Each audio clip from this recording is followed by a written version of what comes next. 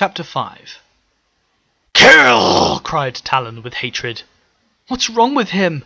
Anna asked with fear. Bolt kept his gun levelled at the snarling beast. The wolf's claws seemed to extend. "Rip and tear! Humans must die!" "Why?" Bolt asked plainly. "The beast war. Humans hunted us, killed everyone, my family!" Talon's eyes widened, bulging from their sockets. "Now you will pay, just like I made the others pay." "Others?" said Anna. "What others?" "Ones who hid here. Killed them, left nothing but bones, and your friend," Talon said, his mouth smiling in a twisted fang-filled grin. "Max?" Anna said in horror. "You killed him? You said you saved him!"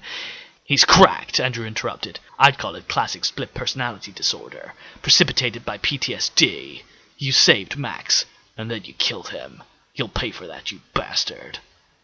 Bolt pulled the trigger without hesitation. However, the blast did not have the desired effect. Instead of shooting the wolf, it backfired, exploding in his hand. He was thrown backwards, his arm ablaze. "Bolt!" Anna cried in horror. She rushed to his side and swiftly removed her tunic, leaving just a tank top. She expertly smothered the flames with it. The wolf merely snarled and watched intently, encircling them on all fours. His tail swished from side to side. When Annabelle lifted the tunic, Andrew's arm was smoking, but besides a few blisters, was largely unharmed. "Are you all right?"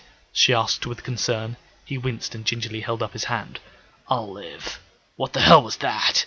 Bolt said, burying the pain as best he could. "Atmosphere very bad," said Talon. "Silly humans didn't know." He barked a laugh. "Now there is nothing to save you." The wolf reared and lunged forward, but before it reached them, something flew past them in a blur and swept the wolf up into the sky. Anna and Andrew watched with confusion and amazement as what looked like a human in armour but with large wings struggled with the wolf, which clawed and bit at him, making dents and scratches in his armour. Andrew managed to stand upright and looked on in fascination at the aerial display. They moved incredibly fast through the sky, unnaturally fast, no doubt due to the lighter gravity. "What the hell?" said Bolt, to no one in particular. The wolf was biting furiously into the winged man's arm, who used his other arm to widen its jaws. Ryuk then dive-bombed into the ground with the wolf pinned. The wolf yelped. Ryuk had used all the strength he could muster, as the lighter gravity meant less natural force. Nonetheless, it had the intended outcome. As Ryuk stood up, his wings folding away, Talon lay still. Ryuk turned towards the humans and walked towards them. "What? Who are you?" Bolt asked in equal parts fear and awe. They were so distracted that at that moment they did not suspect two metal claws to wrap around their wrists. Lex and Blaine used their manipulator arms to hold the humans still. Anna attempted to pull her wrist free, to no avail. "You will remain still or you will be exterminated," stated Blaine. Bolt stared at the Daleks. "Daleks, which makes you." He turned to the winged man, now standing shoulder to shoulder with him. "General Ryuk, wasn't it? I don't know what I imagined you to look like when I heard your voice, but this wasn't it." Ryuk smiled grimly, his horned head turning to look at both of them. "He did just save our lives, Bolt," Anna said quietly. "Only to take them himself," Andrew retorted. "You started this conflict. You entered our space and then refused to surrender. And even now, when I have you at my mercy, you refuse to show any signs of repentance or submission. Are you insane, or just stubborn?" Ryuk said. "Stubborn. He's fatally stubborn. I always said when his time comes he would stand his ground against death himself," Anna said. "Sorry, I'm rambling." "I never expected the Reaper to look like you," Bolt said. Ryuk decided that he quite liked the human. He was brave, if a little annoying, but he admired that he didn't fall to his knees in despair or look at Ryuk like he was an animal. They were just two men on opposite sides. "General, look out!" Lex called, as Ryuk was grabbed and hoisted through the air. Talon had crept quietly towards him on all fours, grabbed him by the tail, and swung him with all his might. Ryuk crashed a few meters away. Bolt considered the wolf must be rather strong to manhandle Ryuk in such a manner. The wolf turned back towards the humans, licking his lips. Blaine released Anna's wrist and trundled towards Talon. "Exterminate!" Blaine cried. "Hold your fire!" Lex called. Too late though. Blaine fired. As with Bolt's gun, it backfired. Blaine's casing crackled with energy and was flung back by the force of the blast. Smoke shrouded the Dalek. However, the impact of the blaze was so powerful it had struck Talon, lighting him on fire. The wolf howled in anguish, its fur ablaze, and it writhed in agony. Ryuk shook his head to clear it, and clambered to his feet. He saw the burning wolf. It was an old, misshapen, and deranged creature, but it was still beautiful, and he felt sorry for it. He drew his sword from its holster, and approached Talon. Bolt turned to Anna. "Run," he said. "Go while they're distracted." Anna looked at Bolt, still restrained by Lex's manipulator arm, even though the Dalek was watching the display between his general and Talon. "I won't leave you," Anna said. Bolt shook his head in annoyance. "You may have a chance to live." "There is no chance, Andrew. I'm staying with you. Until the end." They eyed each other fondly. "And you call me stubborn," Bolt said, chuckling slightly. They turned back to the wolf, which looked up at Ryuk with eyes full of fear and pain. Bolt watched as the winged man knelt close to it, whispering something the human could not hear. A moment later, Ryuk stabbed his sword through the wolf's chest in a quick and clean manner. An honourable death, thought Bolt. The wolf died with a sigh, and was still. Ryuk closed the wolf's eyes. He then saw the wrecked Dalek, Blaine. "Blaine, you fool," he said. As the smoke cleared, Blaine's casing was incredibly damaged.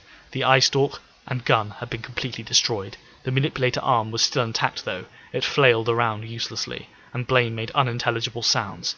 "He's alive." He, thought Bolt to himself. If he didn't know any better, he'd think this strange man had compassion, maybe even affection for these things. "He was trying to protect you," Anna said. "Humans do that sort of thing all the time. We call it heroism." "I call it foolhardy. Daleks don't usually act alone like that. But mine are special cases. Lex, get Blaine back to the saucer for repairs. Get Trip to give him the full work over. We may even need to switch casings," Ryuk ordered. "I obey, General," Lex said. "What of the humans?" he queried. "Leave them to me," he said. Bolt noticed he still had his sword in his hand.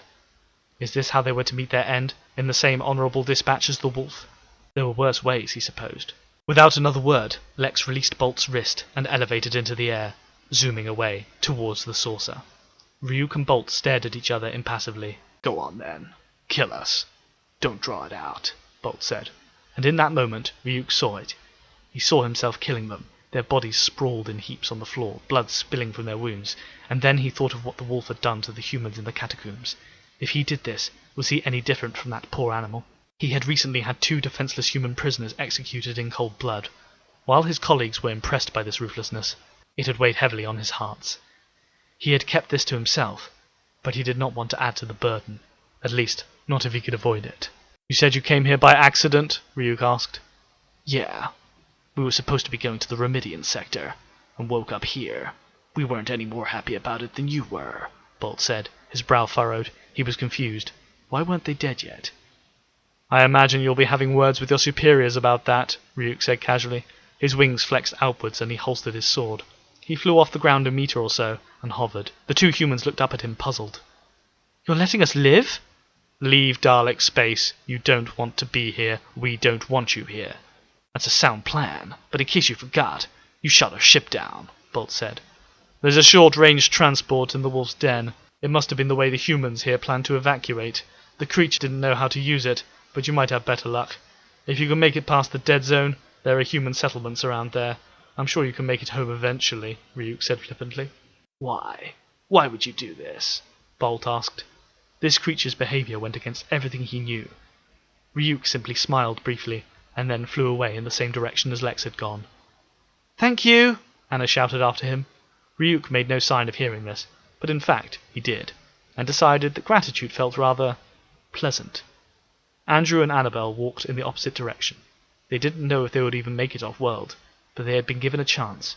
Perhaps that was all they needed. Epilogue. Colonel Thorne and Colonel Banton shook hands. Both men were dressed in their smart uniforms, and their medals were displayed proudly over their chests. They stood in an office, littered with regal ornaments, battlefield plans, and even a model spacecraft. "Always a pleasure, Nathan," said Banton hoftily. "We must do this again sometime." The pair had shared a well-earned drink and shared some old war stories. Banton had been surprised how many Nate had told. Banton was old, with greying hair and a slight middle-aged spread, but Nate was rather young for a general. While he was clearly in his late 30s or early 40s, he had risen through the ranks with little effort. He had accomplished a great deal in a short time. "Call me Nate. I keep telling you," Thorne said pleasantly with a smile. "One day maybe I'll remember." Banton chuckled and turned to leave. When the door shut behind him, Nate reached for a small device in his desk drawer. He turned a dial on it and spoke quietly. "Agent Henshaw, report," he said. There was static, and then a gravelly voice replied. "Phase 1 of the plan is completed, sir. The diversionary tactic was a success. The Daleks pursued the other 3, allowing me time to initiate Phase 2. "Excellent. Report back to me when Phase 2 is completed." "Of course, Colonel." Off the Beaten Track was written and read by Phil Owen. Characters by Andrew Wagstaff. Second Empire created by Mechmaster.